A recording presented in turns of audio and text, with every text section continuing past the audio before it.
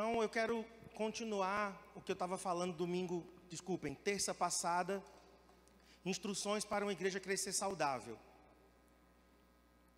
Quem estava aqui terça passada? Mas antes, deixa eu contar uma história.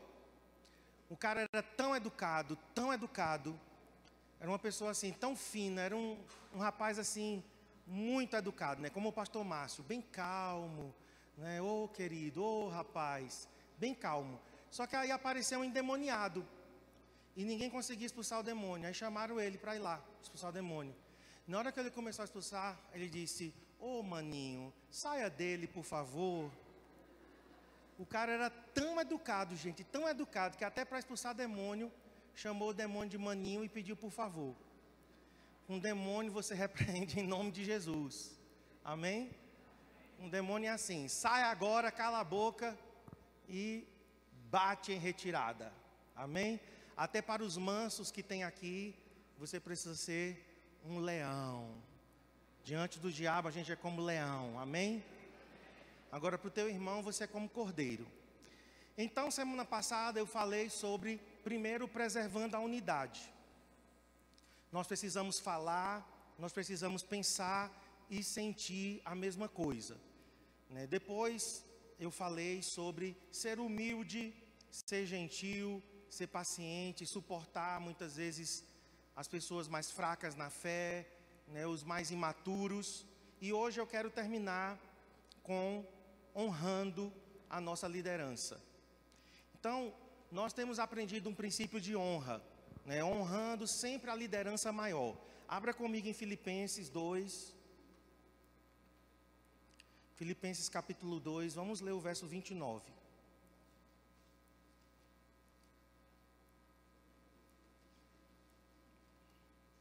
Diz assim: e peço que vocês o recebam no Senhor com alegria e honrem, olha o que Paulo está pedindo, honrem a homens como este. Então Paulo, ele está falando aqui de Epafrodito.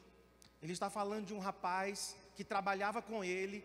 E ele disse: olha, igreja de Filipos, eu quero que vocês recebam esse homem de Deus com alegria e que vocês honrem a homens como estes. Então, é uma cultura de honra, irmãos. Muitas vezes dentro de casa nós não aprendemos a honra. Geralmente quem foi criado sem honrar pai e mãe dentro de casa tem sérias dificuldades de honrar outras pessoas. Quem não honra pai e mãe, quem não foi ensinado a honrar o pai e a mãe, desonra professor, né? E desonra qualquer autoridade. Quando chega na igreja tem dificuldade muitas vezes de honrar, né, os seus líderes espirituais, quer seja o discipulador, o líder de célula, o supervisor, os pastores. Mas nós estamos aqui para aprender. Não é porque a gente teve uma família de desonra, não é porque a gente teve um passado de desonra que nós temos que perpetuar isso. Nós precisamos aprender a honra. Amém, irmãos? E essa honra é com o teu professor em sala de aula, é com o seu gerente, com o seu patrão, com o seu supervisor no trabalho. É uma honra que é uma cadeia, uma corrente de honra. E quando a gente chega na igreja, a gente não vai ter dificuldade de honrar. Por quê? Porque é uma cultura que nós já estamos impregnados nela. Já pensou que coisa linda? Sermos um povo impregnados com a cultura de honra. Porque isso não é coisa comum hoje, não é? Inclusive com políticos. A gente pode não concordar com a ideia do político, né? A gente pode até protestar. Eu não sou contra que crentes engajem, né, em protestos pacíficos, mas desonra nunca. Nunca desonra. Por exemplo, eu posso não ter votado em tal candidato, não votei naquele candidato, não concordo com as políticas que ele está fazendo, com as decisões que ele está tomando, mas eu preciso honrar o papel dele como autoridade. Eu não posso desonrar a autoridade dele. Eu posso discordar dele, até porque nós estamos, né, em um país democrático. Mas isso é uma linha muito fina. Eu vejo muitas pessoas discordando, estou falando da área política, e desonrando também. E desonrando. Então a gente tem que ter muito cuidado com isso. E aqui Paulo está nos ensinando. Agora o outro texto aqui é 1 Timóteo 5,17. 1 Timóteo 5,17. Diz assim: os presbíteros, aqui presbíteros são os líderes espirituais, né? Inclusive pastores na nossa igreja são presbíteros, né? Nós não temos pastores e presbíteros, não. Para nós, todo pastor e toda pastora é um presbítero, é uma presbítera. Ou seja, é uma pessoa que exerce autoridade espiritual, né? E que lidera, faz parte do governo da igreja. Então Paulo está falando aqui, os presbíteros, ou seja, os líderes principais, que lideram bem a igreja, são dignos de dupla honra, especialmente aqueles cujo trabalho é a pregação e o ensino. Paulo está dizendo a Timóteo isso. Timóteo era jovem, Timóteo era um pastor solteiro, um jovem pastor solteiro, e Paulo está dizendo: olha, Timóteo, os que lideram bem a igreja são dignos de dupla honra. Tem uma versão que diz duplos honorários, ou dobrados honorários, porque a palavra tanto significa recompensa financeira, mas também significa a honra que nós damos a uma pessoa. Então pode ter os dois sentidos. O que é isso? O pastor, os pastores, eles devem ser bem cuidados pela igreja. Uma igreja deve cuidar bem do seu pastor, tanto financeiramente, tá? Dando a ele um bom salário, mas também não é apenas a questão financeira, é a honra que é devida a essa pessoa. Porque ele diz: aqueles cujo trabalho é a pregação e o ensino. Porque são pessoas que estão dedicando a sua vida ao Senhor. Eu ainda trabalho secularmente, né? Mas eu não sei ainda por quanto tempo eu vou trabalhar secularmente. Pastora Cristiane é tempo integral. Ela poderia estar trabalhando em outra área. Ela tem pedagogia, ela tem psicopedagogia. Então ela poderia estar ganhando dinheiro aí, dando palestras, viajando do Brasil, famosa, né? Mas ela decidiu abrir mão disso tudo, né? Eu trabalho hoje secularmente, mas eu sei que essa situação não vai perdurar o resto da minha vida. O Senhor já me falou isso. E eu vou abrir mão do meu trabalho secular. Então são pessoas que estão dedicando as suas vidas ao Senhor. Muitas vezes, irmãos, o pastor que trabalha secularmente, ele tem uma jornada tripla de trabalho. Tripla. Por quê? Trabalha no trabalho secular e ainda trabalha na igreja. Porque tem pessoas que acham, né, que pregação não é trabalho. Para você preparar um sermão, você trabalha. Você tem que sentar, você tem que estudar. Às vezes, para você preparar uma mensagem de domingo, é 4 horas, 5 horas, 6 horas, para poder digitar, para poder organizar, para poder estudar, irmãos. É trabalho. As pessoas acham que não, as pessoas pensam que a gente recebe mensagem por osmose, né? Que a gente entra no banheiro, embaixo do chuveiro e diz assim: Senhor, manda a palavra agora. Aí vem a palavra, a gente vem aqui e prega. Não, é trabalho. Aconselhamento é trabalho. Aconselhar casais, misericórdia. Mais trabalho ainda. Só Deus e eu sei. É isso, expulsar demônio é trabalho. Ou seja, não é um trabalho secular, mas é um trabalho espiritual.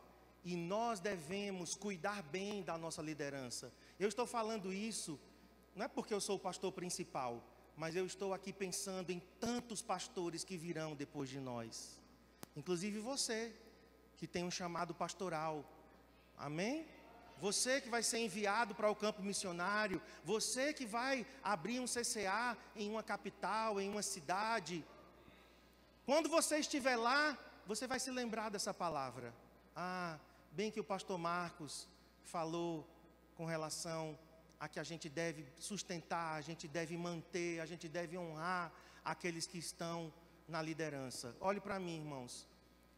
Uma igreja, ela precisa cuidar muito bem dos seus pastores. Sabe por quê? Porque assim como o pai e a mãe, um pai e uma mãe dentro de uma casa, é o maior patrimônio que você tem. Hoje eu sinto falta da minha mãe. Como eu queria ter a minha mãe ainda.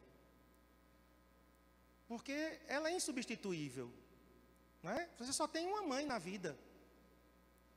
E muitas vezes a gente não valoriza quando a pessoa está ali presente. Aí depois que perde, fica cheio de remorso, fica remoendo. Não, vamos fazer isso enquanto as pessoas estão vivas. Amém?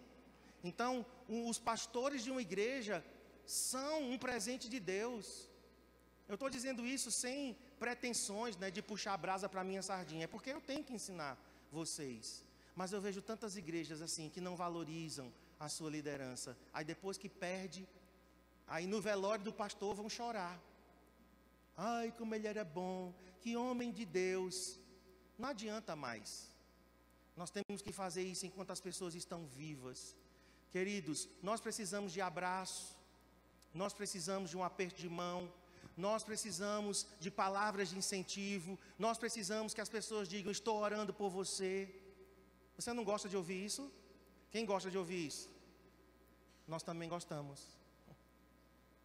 E as pessoas às vezes esquecem, acham que nós somos super-homens, super-mulheres, que a gente não precisa mais de oração, que a gente não precisa mais de um abraço, que a gente não precisa mais de carinho. Somos pessoas. E todos os pastores dessa igreja, eu quero que eles sejam bem cuidados, porque uma igreja que honra a sua liderança é uma igreja que vai prosperar em tudo. Amém? Mas vamos adiante. Como é essa honra, a liderança maior? Nossa honra e obediência deve ser sempre a liderança maior, ou seja, eu devo ensinar a todos a honrarem os líderes que estão acima de mim. Eu não devo exigir isso para mim.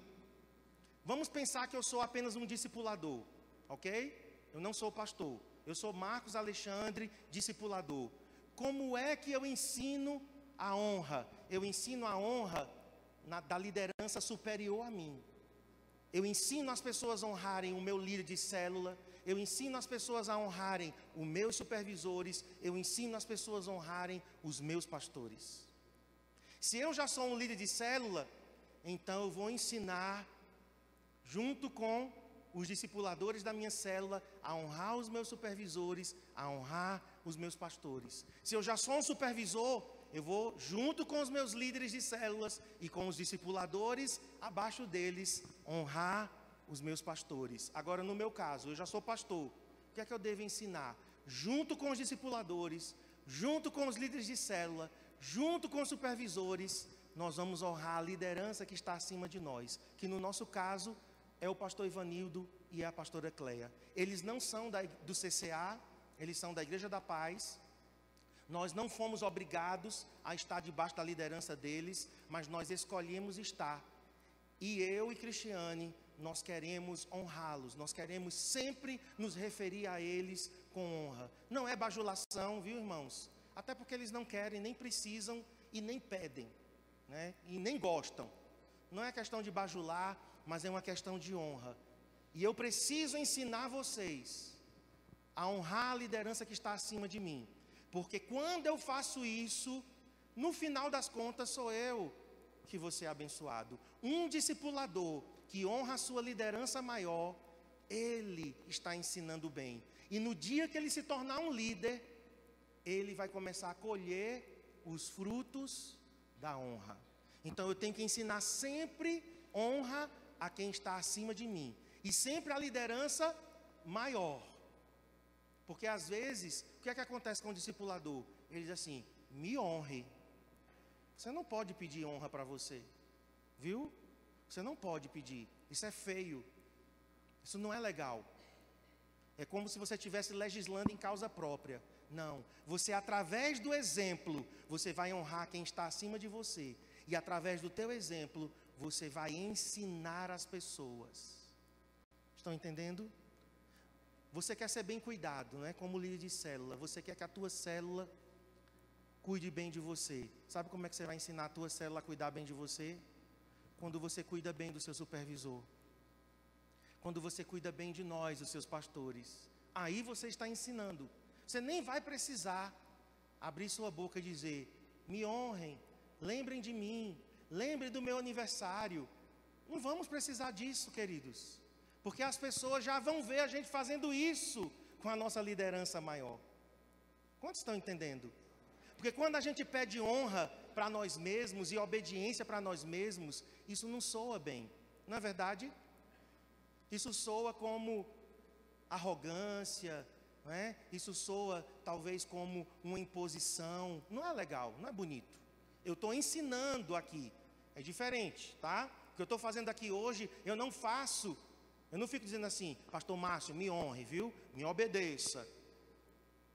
Ele precisa ver que eu faço isso com o meu pastor.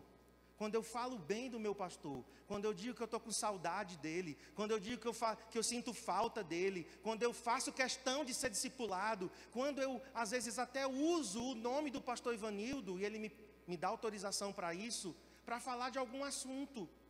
Isso é bonito. Olha, foi o pastor Ivanildo que me ensinou isso. Olha que coisa bonita, irmãos. Isso é diferente do que a gente vê no mundo. Porque as pessoas, elas querem a glória para elas. Elas não querem honrar ninguém. É muito feio, né? Por exemplo, tem pregador que pega a mensagem dos outros e prega como se fosse deles. Que coisa horrível. Tem gente que pega texto e manda nos grupos de WhatsApp e bota o nome embaixo. Nem honra quem escreveu. Não, você tem que citar. Você tem que dizer, esse texto eu li de tal pessoa, essa pregação não é minha, eu ouvi de tal pessoa, eu adaptei. Isso é bonito, irmãos. Fazendo isso, nós vamos colher muitos e muitos frutos. Agora, por que a gente deve honrar a nossa liderança maior? Para nos guardar do erro, nos guardar da queda. Eu ouvi essa frase aqui, numa pregação, e eu achei isso muito lindo. Olha só, você tem que sempre ensinar dizendo, e eu estou ensinando agora a vocês, eu estou dizendo a vocês como pastor de vocês, se um dia, que Deus me guarde e Deus me livre, tá? Mas se um dia eu pecar e falhar, se um dia eu estiver cego e pedir para você me seguir desobedecendo, desonrando, dividindo, não me ouça, recorra à liderança acima de mim. Quando é que eu tenho que ensinar isso? Agora. Eu tenho que ensinar isso agora. Por quê? Porque quando as pessoas ficam chateadas, quando elas ficam com raiva, irmãos, quando elas ficam magoadas, elas mudam. Elas não vão dizer mais isso. Concordam? Você já viu? Se alguém mais chateado e magoado vai dizer isso aqui: não me ouça, não me obedeça, vá para a minha liderança maior. Ela vai dizer: me siga. Eu estou com razão, eles me machucaram, eu fui injustiçado, eu sou a vítima. Geralmente é assim. Mas agora, quando a gente está bem, é isso que nós temos que ensinar. Olha, meu discípulo, eu estou te discipulando, mas se um dia eu te ensinar coisa errada, se um dia eu quiser me levantar contra a nossa liderança atual, não me ouça, não me siga. Siga a nossa liderança maior. E isso daqui guarda uma igreja, guarda um grupo, guarda uma célula, preserva-nos do erro, irmãos. Porque qualquer um de nós está suscetível ao erro. Qualquer um. Tem pessoas que estão muito boas, estão bem, estão ao seu lado. Olha, conte comigo, eu estou contigo e não abro. Aí você pisa no calo dela. Imediatamente ela muda. E aí agora, ela está trabalhando contra você. Mas se você tiver ensinado isso aqui, não me siga, viu? Se eu estiver errado, e agora eu estou falando de verdade, para o Centro Cristão de Adoração. Se eu estiver errado, se eu estiver pregando heresia, não me siga. Vocês só devem me seguir se eu estiver compromissado com esta palavra. Se eu estiver compromissado com Deus, não me siga. Se eu estiver errado. Agora, se eu estiver firmado na palavra, se eu estiver comprometido com Deus, andando em obediência, aí vocês podem seguir uma liderança assim. E aqui eu coloquei: se eu falar e ensinar diferente da minha liderança, não me siga. Siga a minha liderança maior. São poucas pessoas que vão dizer isso. Mas nós precisamos ensinar os novos convertidos dessa maneira. E eu vou dar um exemplo aqui, você vai ver. A síndrome de Absalão. A síndrome de Absalão. Nós precisamos combater ela. Eu não vou ler os textos, eu só quero que você abra lá em 2 Samuel 13. A gente não vai poder ler o texto todo, tá? Porque são muitos versículos e eu não tenho tempo para ler os textos. 2 de Samuel 13. A partir do verso 23. Deixa aberto, porque aí se precisar a gente verifica alguma coisa. Mas a história é a seguinte. Absalão tinha um meio-irmão, irmão só por parte de pai, chamado Aminon.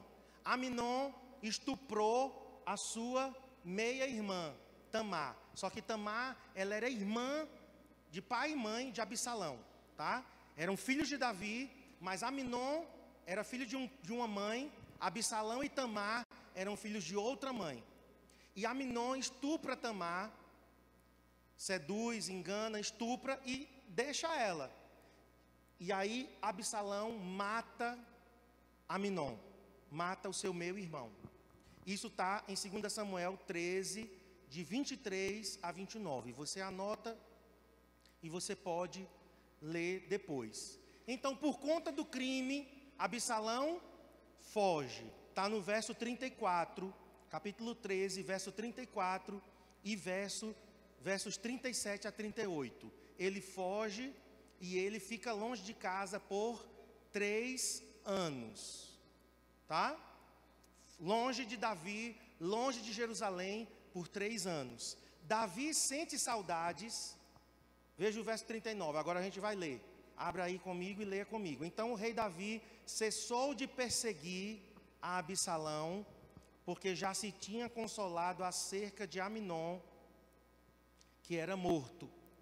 Então Davi já tinha acalmado o coração 3 anos depois, e aí ele sentiu saudade de Absalão. Ele estava já consolado da morte do seu filho. O que é que isso nos ensina, irmãos? Primeiro, quando um discípulo erra, e olha para mim, discípulo vai errar conosco. Para com essa história, para com essa fantasia de que as pessoas não vão errar contigo. Você não está no país das maravilhas e você não é Alice. Certo? Você não está no conto de fadas. Você está no planeta Terra, convivendo com gente imperfeita. Você é imperfeito. As pessoas vão falhar sim com você em algum momento. Eu vou falhar com você, se é que eu não já falhei. Concordam? Porque às vezes a gente tem uma expectativa muito alta. Não, ninguém nunca vai falhar comigo. Aterriza, meu irmão. Bota os pés no chão. E o que é que acontece? Quando um discípulo ou um liderado erra, ou o nosso filho, filhos também erram conosco. Já fiquei triste com Adriel em algumas situações. Já fiquei triste com Abner em algumas situações. Mas nós não podemos colocá-los no gelo. É isso que a gente faz. A nossa tendência é, alguém errou comigo, o que é que eu faço? Gelo nele. Ou só sou eu que sinto essas coisas? Vamos ser bem sinceros aqui agora. Quem aqui já sentiu isso? Alguém errou com você e você botou no gelo? É uma tendência normal, humana. Mas eu quero te dizer, essa atitude não está certa. Davi fez isso com Absalão. Eu te pergunto, resolveu o problema? Não. Sabe o que foi que aconteceu? Piorou. Porque você que coloca no gelo, você não está sentindo nada. Mas a pessoa que é colocada no gelo, ela se sente rejeitada, desprezada. Não é? O que mais que ela sente? Trocada, esquecida. Ah, só me queria quando eu acertava. Só me queria quando eu estava produzindo, fazendo coisas certas. No momento que eu pisei na bola, olha aí, fui colocado no gelo. Nós devemos tomar a atitude certa. Um discípulo, um liderado, um filho, é o próximo, viu? Acho que você não está... Alô? Isso. Devemos tomar a atitude de chamar a pessoa para perto e conversar sobre o assunto. Davi deveria ter chamado seu filho Absalão. Absalão, você matou seu irmão. Você matou Aminon. Com um sentimento de vingança, meu filho. Por que você fez isso? Está errado. Ele deveria, mas não fez. 3 anos, o rapaz lá, longe. E Davi em Jerusalém, no palácio. O tempo e a distância não apagam o erro. Olha, irmãos, tempo não apaga erro. A gente acha assim, não, vou dar um tempo. Tem muito isso entre namorados, né? Vamos dar um tempo. Achando que dar um tempo resolve. Tempo não resolve nada. Só se resolve conversando, olho no olho. É tendo coragem para se acertar. Pelo contrário, tempo e distância aumenta a dor, a revolta no coração daquele que errou. A disciplina e a correção, isso parece um paradoxo, tá? Crianças não gostam disso, nem adolescentes. Mas a disciplina e a correção remove o peso da culpa e liberta a pessoa que errou, a fim de que ela... Cortou aqui. Vê aí para mim o restante, diminui, porque o meu cortou também. Acho que a fonte ficou muito grande. Mas vamos lá, enquanto ele está ali mexendo. Quando uma criança erra, e você fica assim, você vai me pagar. Você vai me pagar. Eu estou fazendo sua cama. Olhe que eu lhe pego. Isso não é a música de Michel Teló não, mas é pegar para dar uma pisa boa. O que é que faz isso? A criança se sente o quê? Culpada. Tem uma hora que ela está dizendo assim para o pai e para a mãe, me disciplina logo. É claro que ela não vai dizer isso. Mas para ela se libertar da culpa, para essa história acabar, me corrija, me discipline. Nós conhecemos adolescentes. Sabe o que é que elas diziam do pai e da mãe? Meu pai e minha mãe nunca me corrigem.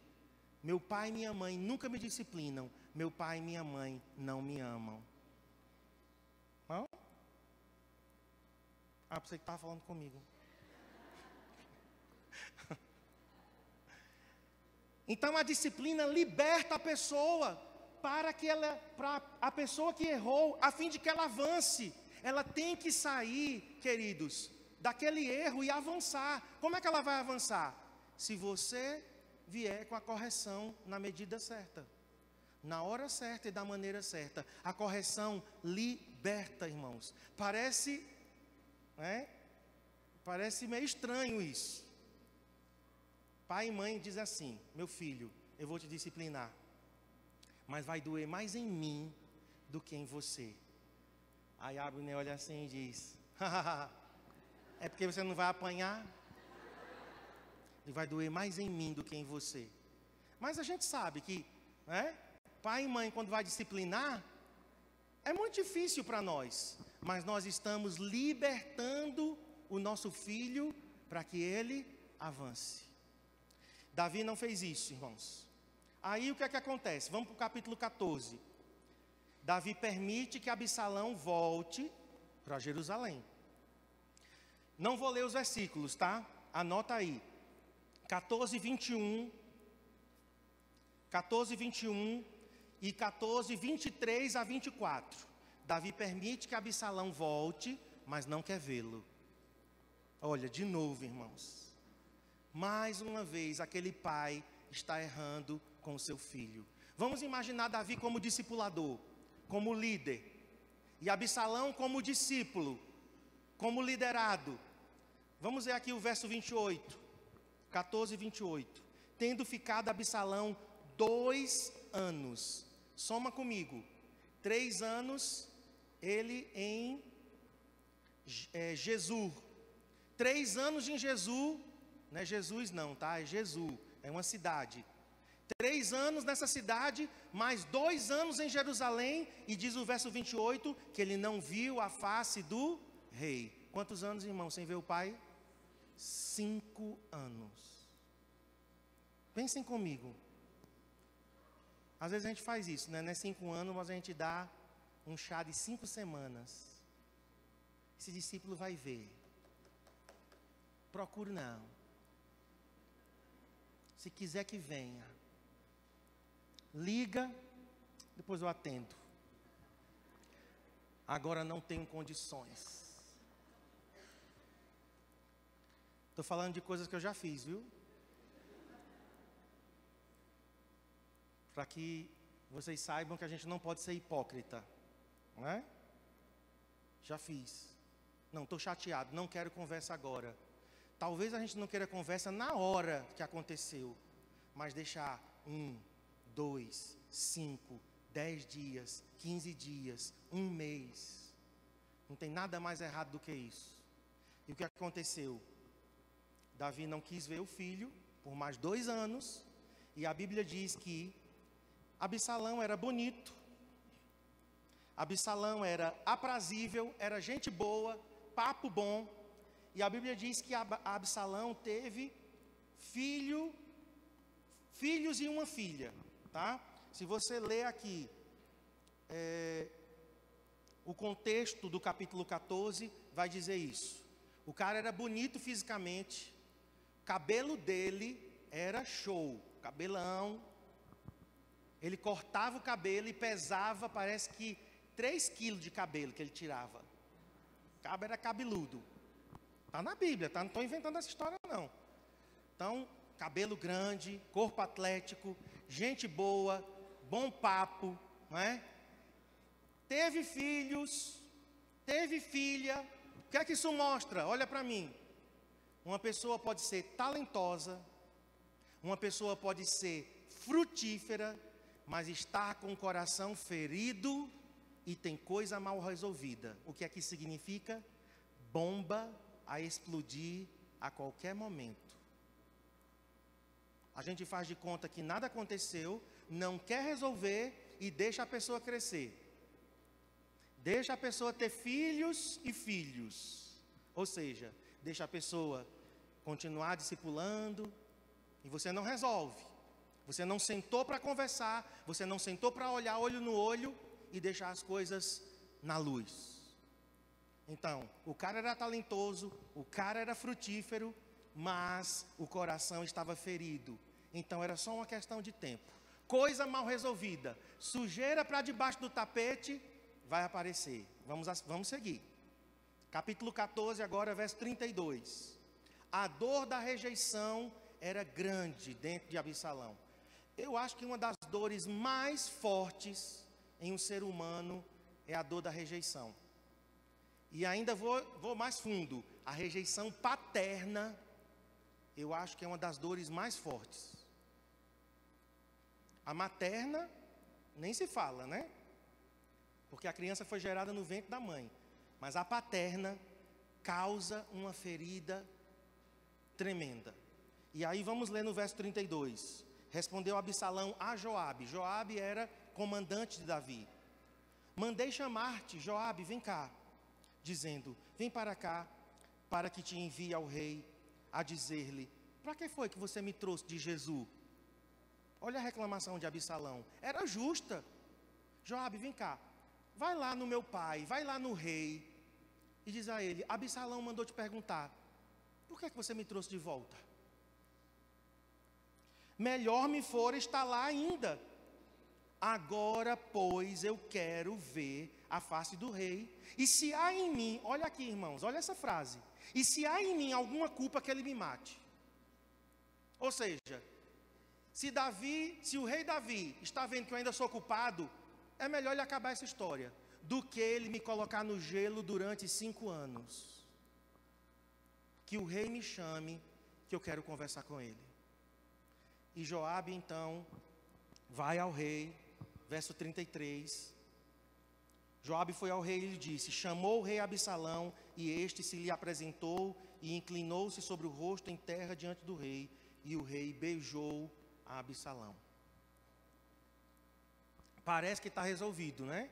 Davi beijou Absalão, mas não resolveu. Por quê? Olha essa frase aqui, a ofensa é uma coisa grave. O John Bevere é um autor que a gente gosta muito dele. Ele escreveu um livro chamado A Isca de Satanás. Alguém já leu esse livro aqui, A Isca de Satanás? Só 2, 3. Você precisa ler esse livro. Porque quando Satanás, ele quer fisgar uma pessoa, ele faz com que essa pessoa se ofenda. Ele vai permitir que alguém entre no teu caminho e te ofenda. Diga alguma coisa, te olha meio atravessado, te rejeita, é injusto com você. E aí você fisgou a isca de Satanás. Às vezes é conosco, tá? Tua liderança maior. Às vezes é comigo, é com Cristiane. E aí, Satanás sabe. Se alguém se sente ofendido comigo, que sou o teu pastor, a partir desse momento, nada do que eu pregar, você vai ouvir. Nada do que eu ministrar, você vai ouvir. Nada do que eu disser, você vai ouvir. É assim ou não, gente? Porque eu já fui ofendido por alguém. E para mim, nada do que aquela pessoa fizesse, falasse ou dissesse, tinha significado. Porque é uma isca. Quem sabe alguns aqui estão fisgados pela isca de Satanás. Você se ofendeu com alguém. Pastor Eibe diz, é pecado ofender, mas é pecado ficar ofendido. Vou repetir. É pecado ofender alguém, pecado. Mas é pecado também ficar ofendido. E muitas vezes nós estamos ofendidos, guardamos, mordemos a isca, e aqui nós temos um jovem, talentoso, bonito, filhos e filhas, mas ele estava amargurado. Ele estava ofendido com seu pai. Meu pai me colocou no gelo 5 anos, me chamou agora e me deu um beijo. Sim. Não vai falar nada. Não vamos sentar. Somos 2 homens. Ele lança essa isca contra nós. E se a fisgarmos, correremos o risco de sermos destruídos. Vamos lá para Mateus, rapidinho. Vamos correr contra o tempo, gente. Mateus 18. Eu ensino isso na classe da nova criatura. Mateus 18, 6. Qualquer pessoa, porém, que fizer tropeçar a um destes pequeninos, que crê em mim, melhor lhe fora que se lhe pendurasse ao pescoço uma grande pedra de moinho e fosse afogado na profundeza do mar. Ai do mundo por causa dos escândalos, porque é inevitável que venham os escândalos, mas ai do homem pelo qual vem o escândalo. Portanto, se a tua mão ou o teu pé te faz tropeçar, corta-o e lança-o fora de ti. Melhor entrares na vida manco ou aleijado do que tendo 2 mãos ou 2 pés, seres lançado no fogo eterno.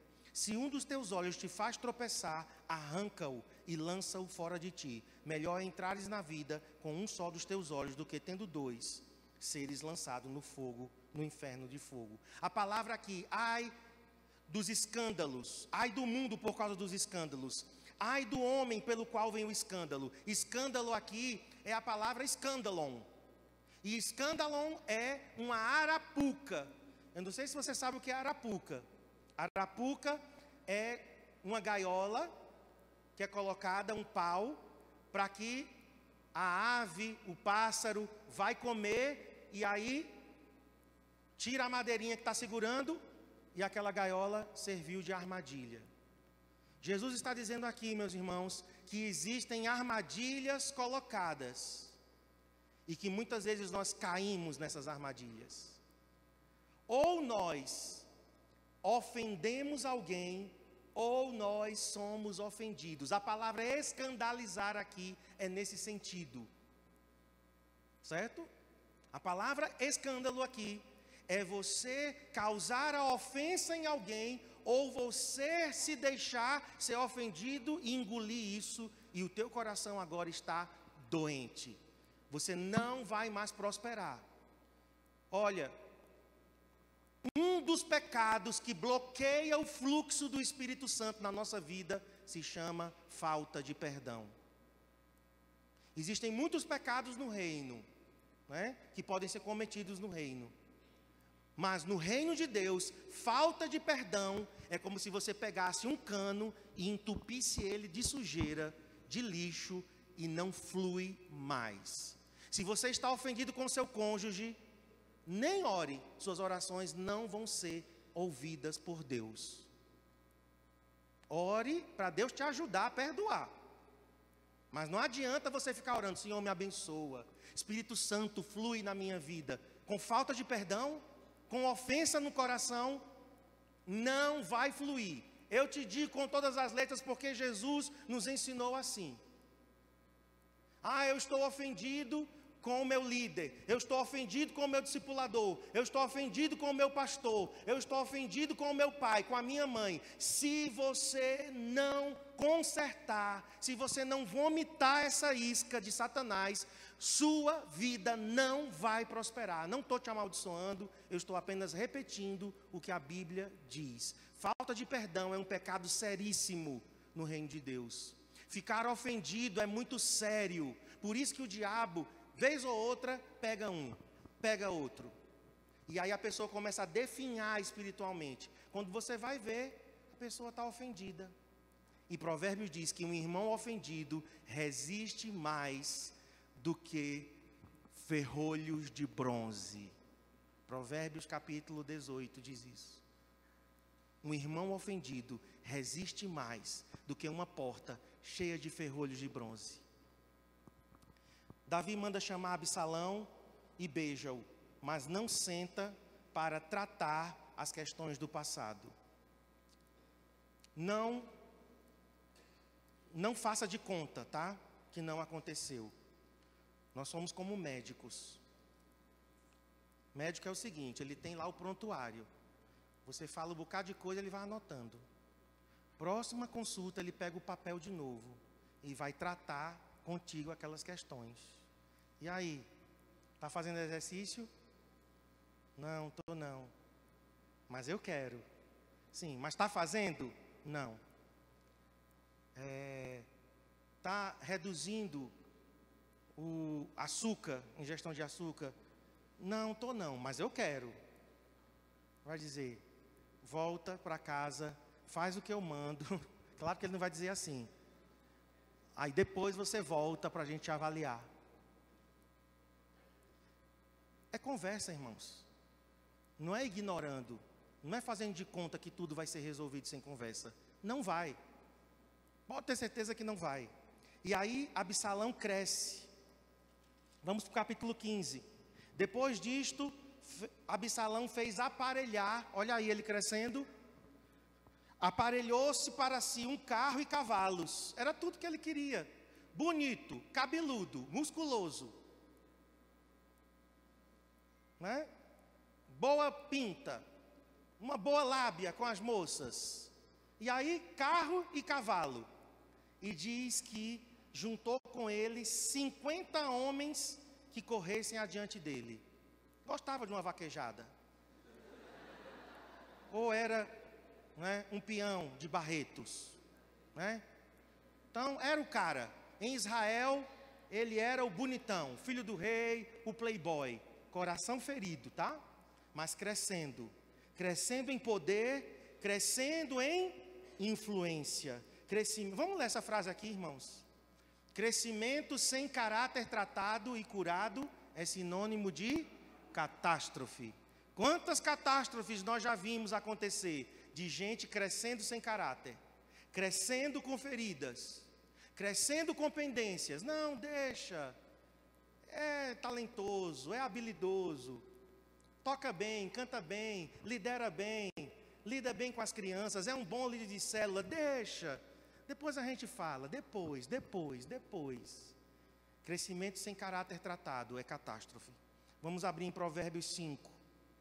Jesus, me ajuda, Senhor. Provérbios 5, 22. Quanto ao perverso, as suas iniquidades o prenderão, e com cordas do seu pecado, olha o pecado, cordas do pecado, ele vai ser amarrado, ele vai ser detido. Ele morrerá pela falta de disciplina e pela sua muita loucura perdido cambaleia. Uma pessoa que não é corrigida, ela está caminhando para a tragédia, ela está caminhando para a catástrofe. Uma pessoa que não quer ser corrigida, que não encontra uma liderança que senta e corrige, essa pessoa é só uma questão de tempo. E o fim de Absalão, irmãos, é triste. É triste. Volta comigo para 1 Samuel. Agora vamos ler o capítulo 15. 2 Samuel, né? 15, 2. Levantando-se Absalão pela manhã. Agora ele está em Jerusalém. Levantando-se Absalão pela manhã, parava à entrada da porta. E olha só. A todo homem que tinha alguma demanda, que tinha alguma questão, que tinha algum assunto para vir ao rei a juízo, Absalão chamava ele à parte e dizia: de que cidade és tu?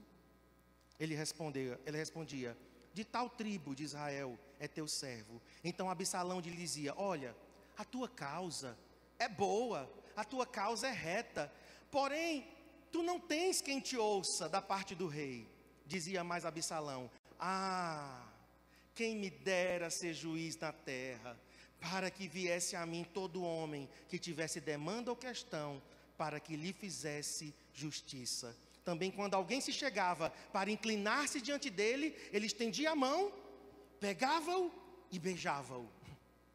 Que estratégia! Que cara sagaz, porque tinha um coração ferido. Coração ferido, coração não tratado, mágoa, ressentimento, ofensa. E aí ele se colocava na porta da cidade, que era o lugar onde todo mundo tinha que entrar. Lugar de decisão, lugar de movimento, pessoas entrando e saindo, né? Lugar de decisões, aqui em Ruth 4 diz isso. Que era um lugar onde as decisões eram um lugar de autoridade. Nós nunca podemos dar autoridade a quem não quer ser corrigido e tratado. Nós precisamos ter sempre esse olhar, né, mais detalhado, mais minucioso. Tem problema com a autoridade, ele não pode ser levantado, ele não pode ser promovido. Então Absalão estava em contato com as pessoas. Davi estava onde? Isolado no palácio. Davi estava lá na sala real. E Absalão onde? No meio do povo. Passava alguém e ele dizia: vai para onde? Não, eu vou conversar com o rei. Não, não vá não. O rei não tem tempo para você não. Ah, quem me dera que eu fosse juiz em Israel. E quando alguém ia beijar ele: não, não me beije, eu é que tenho que te beijar. Então, aqui eu coloquei um verdadeiro líder, um verdadeiro pastor, ele sempre tem que estar em contato com os liderados. Você só aparece na célula para liderar a reunião? E durante toda a semana você some, mas alguém na célula tem esse contato com as pessoas? Sabe quem é que está liderando a célula? Não é você não. É quem tem contato com as pessoas. Quem está envolvido com as pessoas. Liderar a célula não só é liderar uma reunião. Davi estava lá no seu palácio, mas Absalão estava em contato com as pessoas. Na porta, no lugar de decisões, no lugar de autoridade. Então ele exercia, pode colocar o próximo, ele exercia sua influência sobre as pessoas, mesmo com o coração doente. Nós passamos, irmãos, o nosso coração, bom ou mal, nós passamos a nossa visão, boa ou má, para as pessoas. Se você tem um coração de honra, você vai passar esse coração para os seus liderados. Mas se você tem um coração de desonra, você vai passar também. É transferência. Ah, mas eu não quero passar. Não é questão de querer, você vai passar. Vai passar. Coração e sentimento é algo que inevitavelmente é transferido para as pessoas. Você que é casado, você sabe disso. Quantas vezes eu fiquei chateado com alguma coisa, com alguma pessoa, cheguei em casa e nem falei tudo, Cristiane já estava, embora que ela não se deixe levar por isso. Mas aconteceu uma vez ou outra perdida, dela também sentir o que eu estava sentindo. Tomar o meu partido. Porque coração se transfere, sentimentos se transferem. Eu sei de pessoas que são manchadas por outras, por uma conversa. Então Absalão estava exercendo sua influência, mesmo com o coração doente. Coloque o próximo. Dá razão plena às pessoas que vinham com suas questões ao rei. As pessoas vinham com suas questões, ele já dava razão à pessoa, sem nem analisar. Você tem razão. O rei não vai te ouvir não. Conta para mim. Afirmar que nem o rei, nem os assistentes do rei não tinham tempo para ajudar aquela pessoa. Não, não vá para o pastor Marcos não. Ele é um homem muito ocupado. Fala comigo. Eu ouço você. Ah, quem me dera ser pastor do CCA. A coisa seria diferente. Esse era o coração de Absalão. Desonra, irmãos. Colocando-se como única solução para os problemas das pessoas. Como que dizendo, eu estou disposto a fazer por você aquilo que o rei não faz. Eu tenho tempo para você. O supervisor não tem, o líder de célula não tem, eu tenho. Eu te ouço. Tem gente que arruma tempo para fazer esse tipo de coisa. Parece que para transferir coração ruim não há dificuldade. Nós precisamos, irmãos, primeiro em nós, né, tratar o nosso coração. Mas como pastores, como líderes de uma célula, nós precisamos chamar as pessoas que precisam ser corrigidas, confrontadas em amor, conversa, quantas vezes forem necessárias, quantas horas forem necessárias, você precisa fazer isso. Vamos terminar. Conquistar as pessoas com agrados, gestos, atitudes, presentes. Tem gente que é assim, conquista com presente. Demonstrando interesse pelas pessoas, só que com outras intenções. Eu te pergunto, Absalão estava preocupado com as pessoas de Israel? Não. Sabe o que é que ele queria? O trono. Ele não estava preocupado com as causas dos camponeses, estava lá. Mas ele via nisso a oportunidade dele se promover. Porque se ele conquistasse as pessoas, eram as pessoas que iriam colocá-lo no trono. Roubar o coração das pessoas, conquistando muitos seguidores que foram com ele, porque teve a rebelião. Eu não vou ter tempo, né, de ler, mas no capítulo 15 tem a rebelião, ele faz o motim, ele faz a conspiração e muitos foram com ele, diz aqui no verso 6. Muitos foram com ele. Então, quero encerrar para a gente orar. Coloque aí o último. Devemos sempre conduzir as pessoas aos nossos líderes principais. Nunca proíba as pessoas de virem até os seus pastores. Se a pessoa disser, eu quero conversar com o pastor, você é quem tem que ser o primeiro a dizer, ótimo, vamos, eu vou marcar, eu vou contigo, eu ligo, toma o telefone. Nós estaremos combatendo o coração errado de Absalão. Porque quando as pessoas vinham, eles diziam, nem vá para o rei, nem vá. O rei não tem tempo não, fala comigo. Conquistando para si, porque ele estava querendo se promover. Sempre que fizermos alguma coisa, irmãos, remeta à sua liderança. Você vai fazer uma visita, faça em nome da sua liderança. Tem pessoas que gostam muito, né? Eu estou aqui, eu estou dando essa cesta básica, eu estou fazendo esta célula especial. Lembre-se, você só está numa posição de autoridade porque alguém te colocou lá. Alguém te colocou lá. Alguém orou com você, impôs as mãos sobre a tua cabecinha e te enviou. Você não se autoconstituiu. Então tem pessoas que têm essa dificuldade. Remeta à sua liderança. Olha, nós estamos aqui fazendo uma visita em nome da nossa liderança. Meu pastor, minha pastora, eles não podem estar aqui hoje contigo, mas eu vim em nome deles. Eu conheço pessoas que vão lá e dizem assim, o pastor e a pastora não tem tempo não, viu, de vir aqui.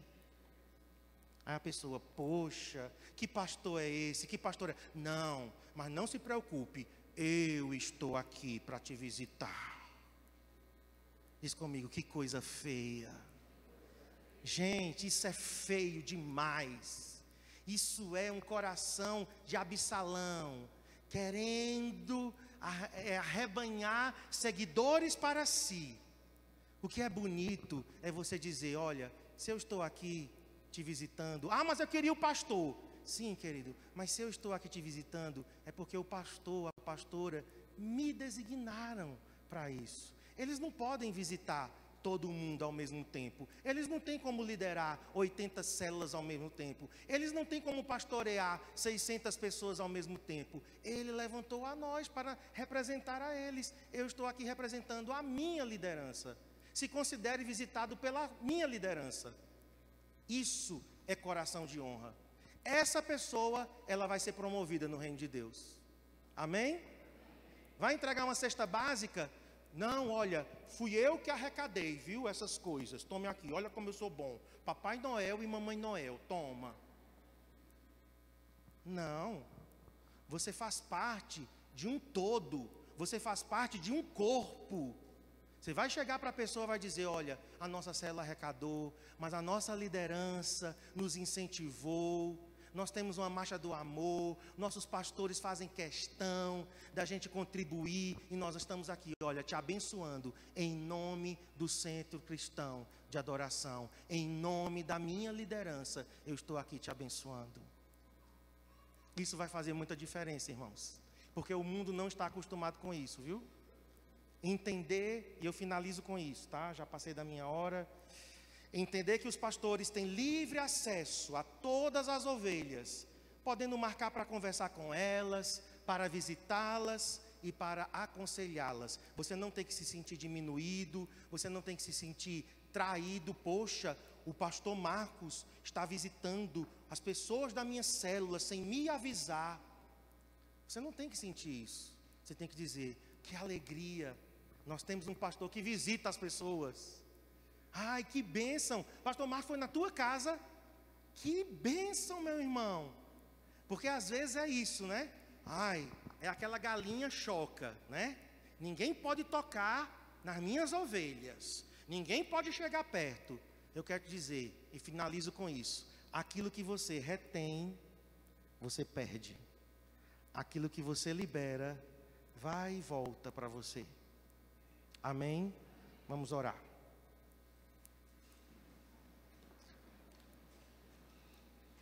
Senhor, em nome de Jesus, oramos, Pai, para que não sejamos como Davi, Senhor, que ignorou Absalão por 5 anos, ficou indiferente, colocou ele no gelo, não resolveu, não conversou, não sentou para olhar olho no olho. Eu oro, Deus, por discipuladores, eu oro por líderes, supervisores e nós, pastores, que nós possamos, Senhor, sempre resolver as questões mal resolvidas, as pendências. Senhor, eu também oro, põe a mão no teu coração, eu oro para que toda isca que o diabo possa ter lançado e meus irmãos possam ter fisgado, se há alguém aqui ofendido por causa de alguém, por uma frase, por um olhar, se há alguém aqui ofendido